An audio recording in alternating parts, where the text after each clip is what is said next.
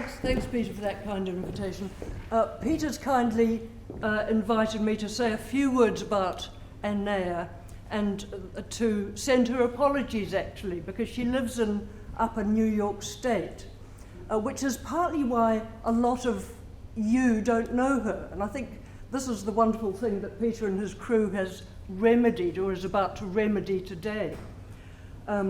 She sent a letter which said the following: "Dear Peter, I'm honoured and thrilled that you and your wonderful musicians of the Auckland Chamber Orchestra have taken my music on.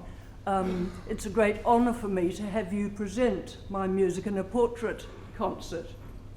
She said, "I'm so sorry I can't be with you, but I'd like to imagine me sitting amongst you, listening to my music. Warmly, Annea."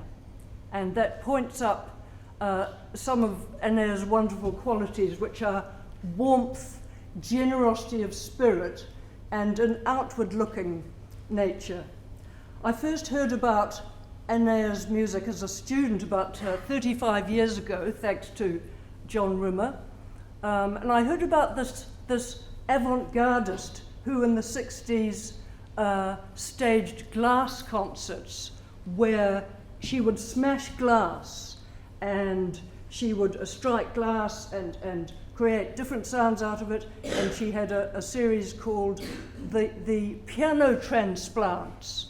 There was the piano burning, there was the piano drowning, and there was the buried piano.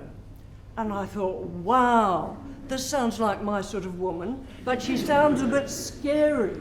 She sounds like a sort of a crazed firebrand arsonist, almost.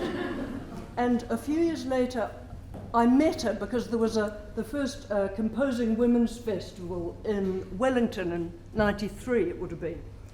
And I see a few composer friends amongst us. I think Helen Bowater, you were there.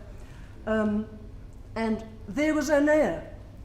And she turned out to be the most sweet, gentle, motherly, kind, innocent-looking woman that I could imagine. So it dispelled one of those composer moments, because a lot of us don't know what composers look like, right?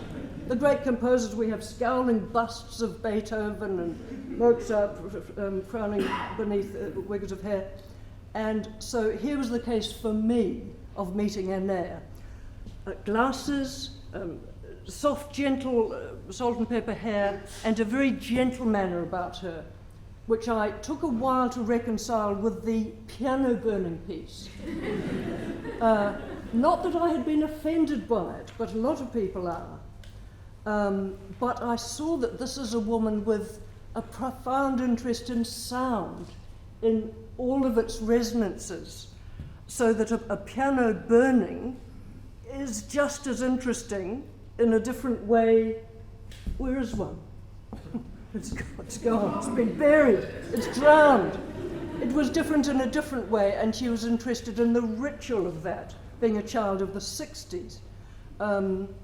And so I saw too with her glass concerts, and there's some wonderful music on the glass recordings where you hear glass, which we know very well as an everyday object in different forms, that is struck and stroked and treated in every sonic way possible. And it is the most beautiful recording, Annea Lockwood's The Glass Concerts.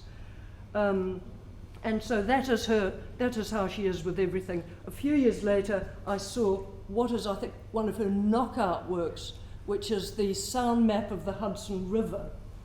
And she's since done one for the Danube and the Housatonic River. And it consists of an enormous flowing river video installation. And as you walk along it, you get the sounds that she did when she was recording along its banks. And it's quite a thing to behold. So I think I'm glad that Peter, who's unable to mount that particular piece, unless he's got a surprise up his sleeve, will be showing some of Annea's smaller works, because she's worked across the board, but hasn't done what a lot of us have done, which is to write for orchestra. She's written a lot of electronic music, more intimate music. There's a piece called Tiger Balm, which is a recording of a cat purring. Very intimate kind of thing, a thing like that.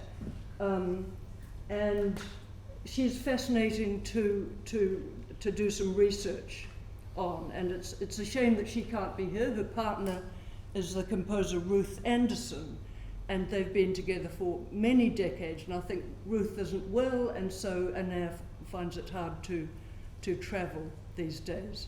But I would thank you, Peter, for bringing Annea to life, and to say happy birthday on her 80th birthday, and to say happy 20th birthday to the ACO.